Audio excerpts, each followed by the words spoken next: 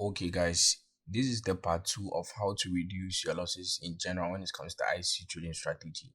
And this video I'm going to show you the second thing that I did in order to reduce my loss in general when it comes to IC trading strategy.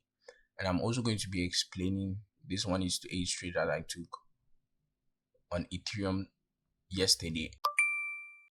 And if you have been looking at Ethereum yesterday, you can see that Ethereum was up about 6% yesterday, so it was really good for those who were able to take Ethereum trades. Now, if you haven't watched my previous video, make sure to watch that one because I broke down the first step that will help you reduce your losses in general when it comes to IC trading strategy. So without wasting much time, let's get right into the second method. Now, the first thing or the basic or the fundamentals of this theory is that you have to accept that if market structure is bad on your on your pair that you trade, then you're going to perform really bad with the IC trading strategy because it relies heavily on market structure. Now, before I give you the second step, I would like you to show you the pairs that I trade currently, which might be the pairs that I'll be trading for a very long time. And there are only two pairs, to be honest. And there are only two because I figured out that this is the sweet spot when it comes to the amount of pairs that I want to trade right now, because trading too many pairs gives you too many or too much decision that you have to make. And if you lose a trade on one pair and maybe two other pairs performed well, you'll be stuck asking yourself why you didn't trade the other, or you didn't take the other trade. So I feel like trading only two pairs is enough for me personally. And those two pairs are, the first one is Bitcoin or Ethereum, and then we have XAU USD or XAG USD. So you might be wondering, I said I trade only two pairs, so why is it that I have four pairs on the screen? Let me explain. So the reason why I have four pairs is actually very interesting, and it's part of the reason why you might be able to reduce your losses when it comes to IC trading strategy. So I trade only two pairs. Matter of fact, I just trade one pair per day, or whenever I get the trade, I just take that trade and I don't take any trade on any other pair again until I find a setup the following day or something like that. So why do I have four pairs but I trade only two? Now, very interesting, because now let's look at the 4-hour time frame for Ethereum. Let's look at the 4-hour time frame for Ethereum and let's point out some of the things that we can see here on this chart. Now, we can see in general that price has this low here, and then price has a higher low here, and then price has another higher low here. You can see that. When we go to Bitcoin, we can most definitely see the same thing on Bitcoin in just a little bit different faction or different representation. So you can see we have a low here, we have a higher low here, and we have another higher low here. So you can see that the market structure for Bitcoin and Ethereum looks almost identical, very almost identical, as you can see here. When I switch between those two, this is the 4-hour time frame. Now, why is this important, or why is this going to, or how is this going to help you, reduce your losses when it comes to IC trading strategy? It's very simple. Now, what I normally do is that when I see a trade, now most of the times Ethereum moves much better than Bitcoin. As you can see now, Bitcoin is down about negative 0.82% and Ethereum is down about negative 1.35%.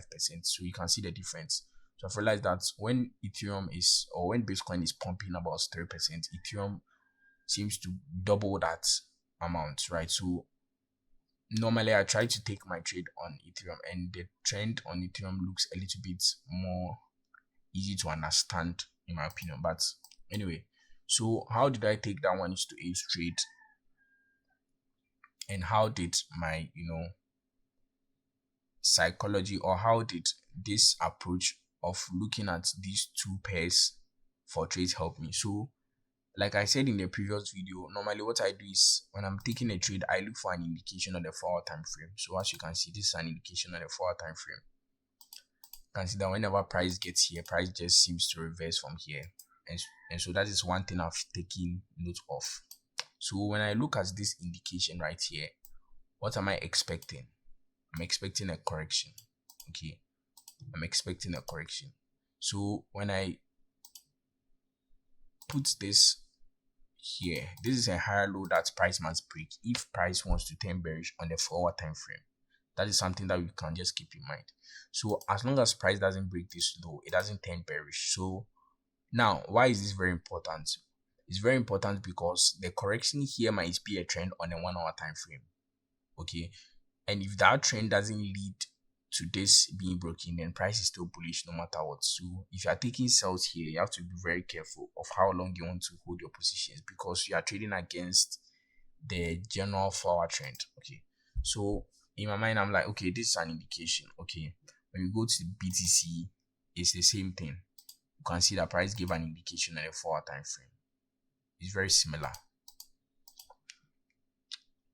Now let me take this away so that it's not too much on the charts.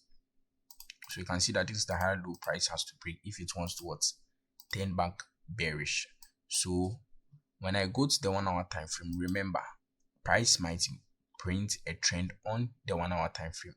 Now I'm marking my swing highs. Let me change this to yellow so that it doesn't contradict or it doesn't really confuse when you are looking here. So let me also change this one to yellow or orange. Okay, so you can see that for ICC, if you want to trade the 4-hour in general, you are marking your support levels. Okay, so what you want price to do is for price to break the support level to make a correction. So you can see something like this. So you can see that when price finally broke this support level, okay, that we're marking. If you don't understand what the ICC is, you can just watch my videos when it comes to ICC trading strategy. So you can see that when price broke the support level here, what happened? It started making resistance levels. So you are marking the resistance levels now. You have moved from marking support levels to what? To marking resistance levels. Now, there's one thing I also took note of, and I'm going to show you that very soon. So you can see that this is a resistance level. Let me reduce its size a little bit. Let me reduce the sizes. I usually don't make my bars too big because they don't need to actually be too big. Just keep them so that you can see very clearly. So you can see that, let me reduce this a little bit. This is now the resistance level. Okay, and price moved down, it made another resistance level. Normally I wouldn't consider this as a resistance level, I would just consider the whole thing as one. And then price came to make another resistance level down here. You can see that. So what I'm waiting for price to do is to break the resistance level, make a higher low, and I'll take my trade. Now I also mark this position. Okay, let me extend this line here. Let me extend it a little bit. Let me extend it.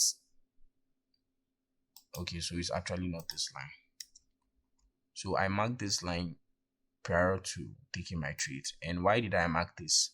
Now I want you to make it a habit.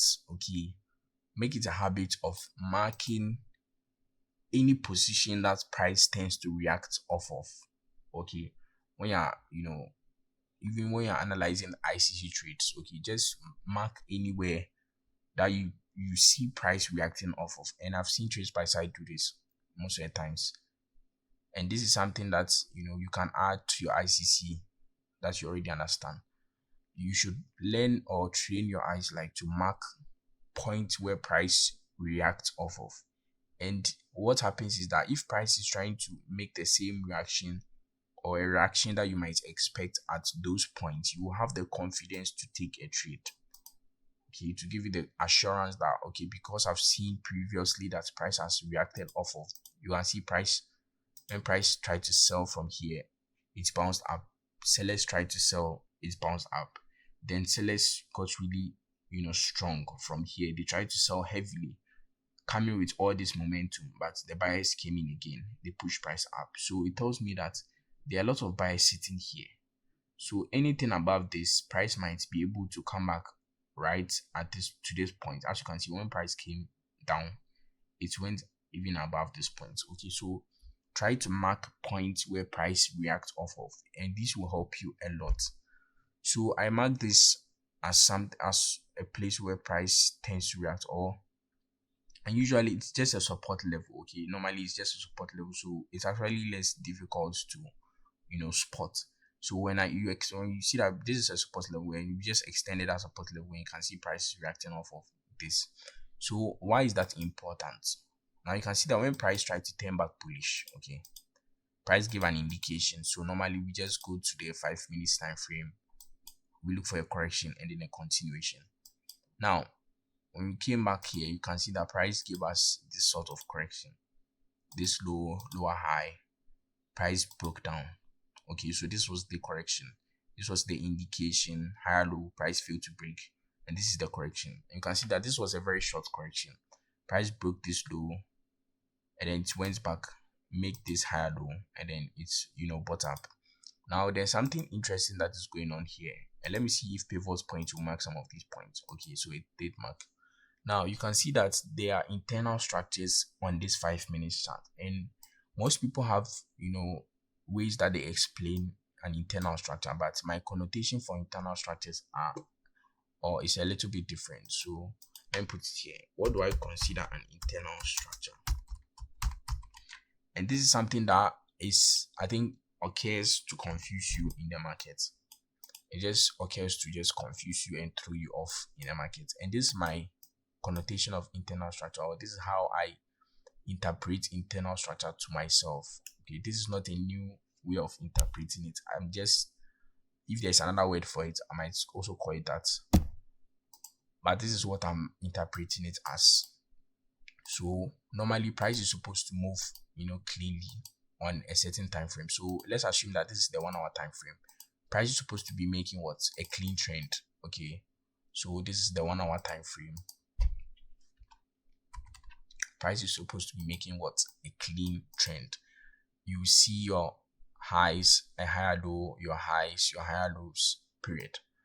And also when this is occurring, the behind the scenes, when you look behind the scenes, that is, when I say behind the scenes, I'm talking of the lower time frame. What happens on the lower time frame? A mini trend that shows this movement. A mini trend.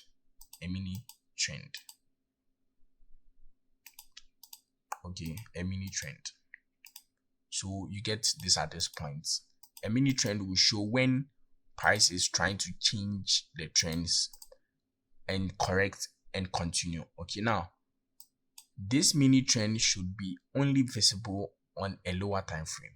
Okay, this mini trend that I see here that shows what is actually happening inside the 1 hour time frame. It's supposed to show only when you move to a lower time frame, but sometimes this mini trend shows on the 1 hour time frame.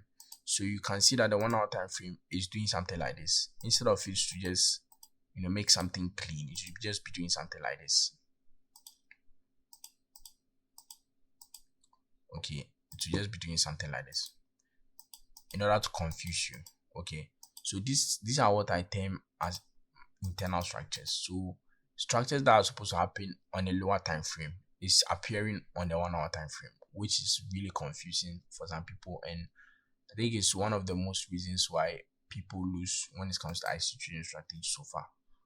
So how you can see that when I come here, you can see that you can still spot some of these internal structures here. Now, how do I see if something is an internal structure or it's not an internal structure? It's very simple. I compare the movement of price currently to its movements just before. You can see that price was making these huge moves, huge defined moves, and then just all of a sudden it starts making these tiny moves right here. And this is very suspicious to me, to be honest. Consider these tiny moves are really something that should occur on a 1 minute time frame or a 3 minutes time frame, but it is showing up on the 5 minutes time frame. Normally on the 5 minutes time frame, you're supposed to see a defined structure like I'm marking right now. Okay, so but when I woke up, actually price was right around this point, and like I said, you can see that I marked a point whereby price was reacting off of this point. Price reacted off of, price tried to react off of, price reacted off of, price reacted off of. So when price was just right around here, I was like, okay, price has reacted at this point. That is my first confluence. My second confluence is that I know that the 4-hour time frame is what is bullish because price has given an indication, and I know that I'm just waiting for the 1 hour to turn what back bullish to take my bullish entry. And the 1 hour time frame just did that by breaking this swing high here and giving this higher low. And you can see that when I came to the 1 hour time frame, when you come to the 1 hour time frame, let me take this off to make things very easy to see. When you come to the 1 hour time frame, this is what you are seeing. You are seeing this higher low right here. So I was looking at this higher low right around here. You can see that this is a higher low that price has made. This low is higher than this low here. So when price was right above this point where it could react, I just took the buy and placed my stop loss right below this. And this confidence came from the fact that I had marked previous points where what price was reacting off of. So when price came back above that, I was like, there's very little chance, although I didn't expect to win. I wasn't sure because this might have not been the higher low. Price might have come back down here and then kept going up. So you can see that this is the mini internal structure I was talking about. Someone might mark this and think price was trying to turn bearish and price just bought up. So you can compare these small movements to the movements that price has been making. You can see that there's a huge difference. So something like this shouldn't, be confusing you on anything. When you move back to BTC, you can see that the market structure was very similar. Price was giving the correction on the 1 hour time frame. You can see that. And then when price broke that, it gave a high low and it turned bullish. Okay, so in situations like this will be considered the higher time frame entry. So when price is coming back above this, you could have bought. Now you can see that because the movements are similar, you can compare these two movements and see which one works best for you. And so this is how I was able to take the trade. So the lesson that you have to learn from here is that try and compare charts that are similar. Okay, like Bitcoin and Ethereum, they are similar. That's why I'm comparing them. You can also check Solana. Let's check Solana.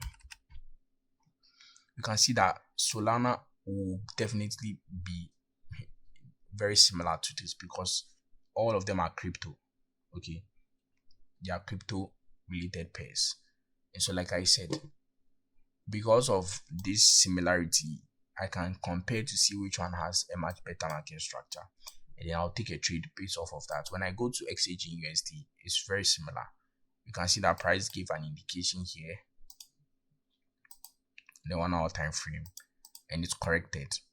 Okay, so let's check out this correction here, whether it was a clean ICC correction. Okay, so you can see that this type of correction is a little bit tricky because you can see that price was making, when it made the indication, made a higher low, broke it, and then make this lower high. Then it made this higher low, making us think that price was going to buy up or something. But let's go to gold and let's check for the C market structure. So let's see. Okay, so gold actually didn't make that higher low at that point in time. So let's go back to, okay, so this was the only higher low that gold made, which is right around here, which was the buys for today. So but in general, you can see that the market structures look similar. You can check this out on your own if you want to see. So what am I saying? Check the market structures for pairs that are almost similar. This is one thing that you can do to, improve your trust. The second thing you have to do is to mark positions where price react off of, where price has a high chance of reacting off of. And you can do this by, watching trades by size breakdown. I think he's making a lot of breakdowns when it comes to, these kinds of things. So if you got a lot of value from this, make sure you subscribe and leave any question that you have in the comment section, and I'll try my possible best to answer them. Thank you for watching this video. See you in the next one.